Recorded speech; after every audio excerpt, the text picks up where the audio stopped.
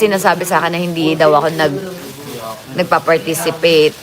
Sa isang buwan kasi, may mga times talaga na minsan tahimik tayo. May mga times talaga na minsan wala tayong gana. May mga times, hindi naman all the time, lagi tayong masaya. Hindi all the time, lagi tayong magsasalita. Diba? Kayo ba? Kaya nyo ba panindigan? 24 hours, as in buong buwan o buong taon, di kayo magsisimangot o ano. Ay, sabi niya, anong nangyari? Nagulat siya. 'Di ba?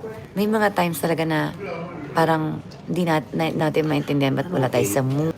May mga times na, kagaya nung nakaraan na pinapakanta ko ni Mr. B, di ako makakanta. Eh, hindi ko nga kaya. Pero alam nyo, bago yun, makikita nyo na galing kami sa bahay. Usapan na talaga na magla-live kay Mr. B. Ang usapan sa, makita nyo sa sa vlog, nag-shoot kami nun.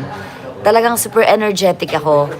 Na may parang pag ganun-ganun pa nga kami ni Lil Eddie, come on, ganyan, let's fight. Mga ganun-ganun pa kami, day. Bago kami umalis ng bahay ko. Makikipagsagupaan ng dalawa ni Mr. B. Ang problema, lumipat kami. Dapat talaga, doon na lang kami sa bahay kasi yung energy ko nandoon pa. So, lumipat kami. Ang traffic, may period ako that time. Siyempre, pag may period, alam mo yun, parang ups and down. Parang ang tagal, nagugutom na ako, wala tayong gasolina. Ang dami nating iniisip. Yung hormones natin tayo, na low energy na tayo. Tapos pagdating din sa bahay ni Mr. B, sabi ko pa kay Lil Eddie, oh, Lil Eddie, don't be nervous ha, don't be nervous. Just chill and relax. Nagulat ako, dahil natulog siya. Natulog si Lil Eddie, parang natakot siya sa akin. So, parang, alam mo yung momentum na ang iniisip ko laban ito. Parang bumagsak. May period pa ako nun.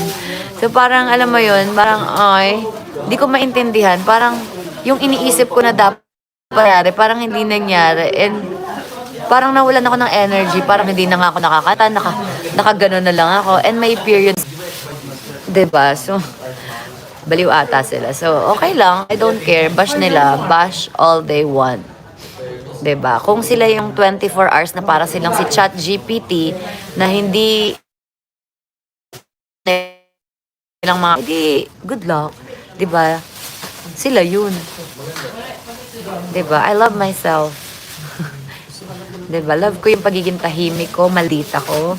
Love ko yung pagiging maingay ko at makulit ko. So, that's me. So, yun. Nung nakami ni Lil Eddie nung awarding, tinanong ko siya. So, para naman meron din tayo mapakita na bakit hindi kasi may shoot na parang maglalaban talaga kami. Lalagyan kami ng labs ni Kat sa video. Hindi natuloy. Biglang na low energy. So, sabi ko, what happened? So, in-explain niya na, sorry, nakatulog daw siya, ganyan-ganyan. So, and-explain dun sa vlog. Okay, pero matagal pa yun. Mag-antay muna kayo. Diba, guys? So, I'm so ready sana that night. Tapos, wala pa tayong gasolina. Oh my gosh. Yung binigay sa akin, Coke. It's singaw. I don't like singaw. I like the spirit. I like it with spirit. Para kasi yung spirit din ng gasolina natin is mawawala. Ganon. Diba, guys? And every life, kailangan ko talaga muna ng warm up bago muna medyo, diba, alam niyo yun, makulit. Minsan hindi agad makulit. Minsan kailangan muna natin ng warm up.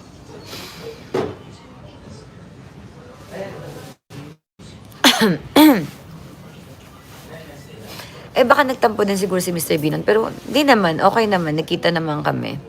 Pero, ganun talaga, guys. Pag nagkaka-period, may biglang nag-ups and down yung moods. Oo. Ganun talaga. Kung hindi yun matatanggap ng mga tao, wala akong pakialam. Diba? Oh, and the bag, mother. The black one. May mga ups and downs talaga pag may period, guys. Pag hindi yun kaya tanggapin ng mga tao, I don't care.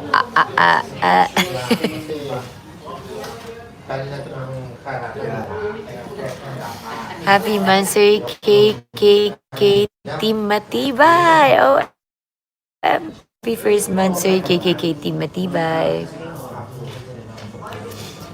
So, yun. Yun ang ating, ano,